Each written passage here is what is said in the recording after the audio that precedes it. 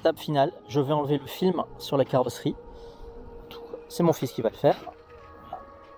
C'est parti.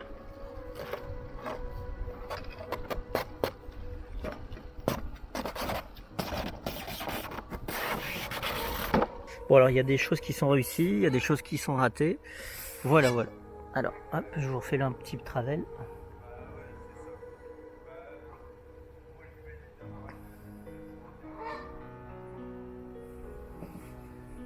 Alors c'est un petit peu ce que j'avais dit, hein.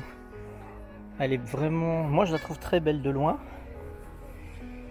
Alors j'ai fait des zones en gris.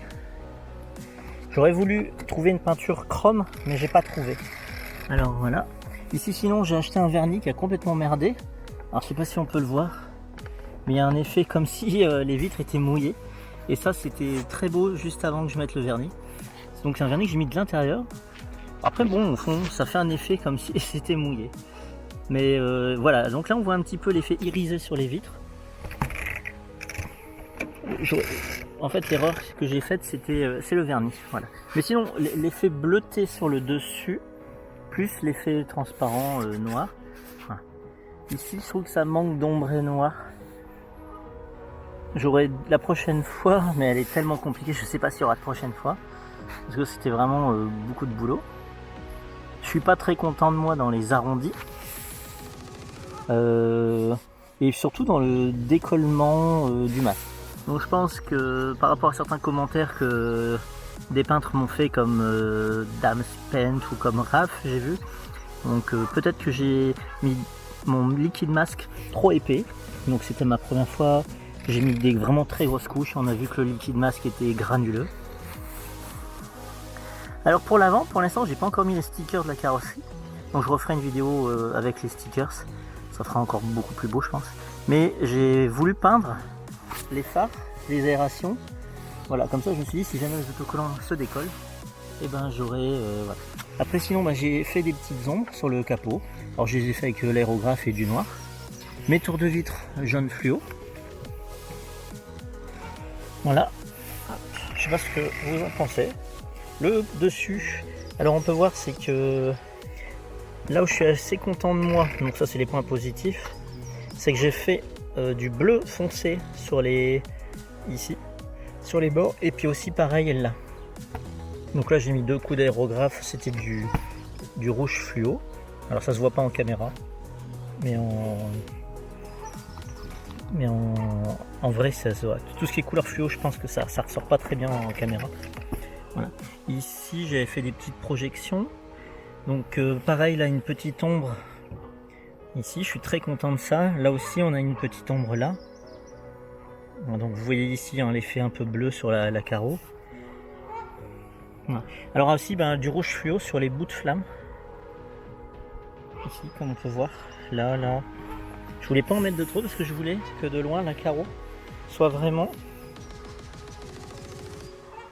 Attendez, j'essaie de trouver. Voilà, là on a un beau reflet violacé sur les carreaux. Je sais pas si vous voyez. Ça c'est beau.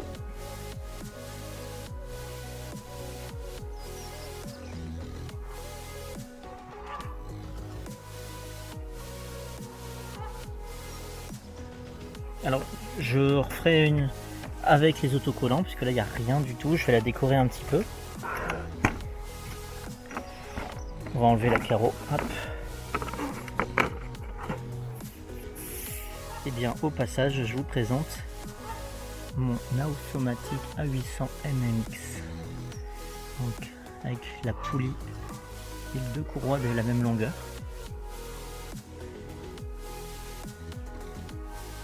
AQ LRP 6400 HV spec stock servo SRT.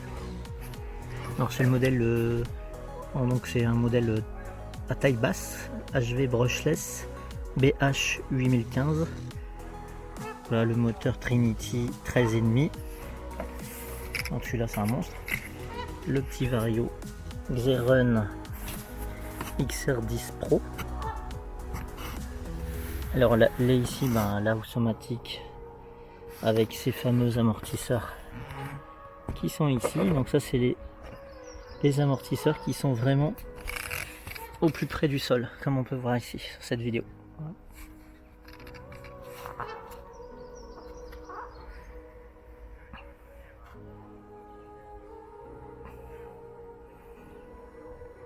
Donc là ici c'est une courroie blanche, c'est une option low friction.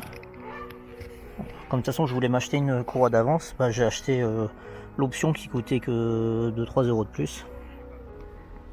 Un petit ventilateur Wartel Line, donc WS Line. Mon récepteur 100 watts, sans antenne. Un palonnier de chez Wish que je dois changer, parce que j'en avais acheté deux, il y en a déjà un qui a cassé. Donc on peut voir qu'ils sont vidés au centre, c'est de la merde, on l'oublie, je vais les changer. J'en ai déjà acheté un, mais il faut que je change. Voilà. Et puis alors ici, ce qu'on peut voir, c'est des petits pois. Des petits pois. Ça, il faut que j'en rajoute, parce que j'ai pu voir à mon essai à Louvain l'autre fois. Il y a une vidéo d'ailleurs. On a pu voir que ma voiture était trop légère. Alors ici, ce qu'on peut voir, c'est des petits roulements au bout de chaque cardan, des micro-roulements. Ils sont vraiment tout petits, avec des petits circlips aussi. Voilà, donc ça c'était pour présenter surtout la carrosserie. J'en ai profité pour vous présenter mon petit châssis Touring, échelle 1/10 de 100 mm. Et puis je referai des photos. Alors je fixe la carreau. Voilà. Sinon, petit bilan de la carrosserie, bon bah il y a plein de petits défauts. Je suis pas un professionnel, mais le rendu, c'est un petit peu ce que je cherchais. Alors j'ai fait des variations, hein. J'avais pas prévu de mettre du rose. Ici, j'avais pas prévu de faire des petites pointes orangées. On peut voir comme là, des petits ajouts d'orange par endroit. C'était pas prévu, mais ça donne bien. Voilà. Dites-moi ce que vous en pensez. Alors, mes arrondis sont pas parfaits du tout, hein. J'ai pas le coup pour le moment, il va falloir que je fasse un peu plus de carrosserie. Et puis l'arrière un peu plus en blanc. Voilà, cette vidéo se termine, merci à vous d'avoir regardé. N'hésitez pas à me laisser des commentaires. A très vite, au revoir.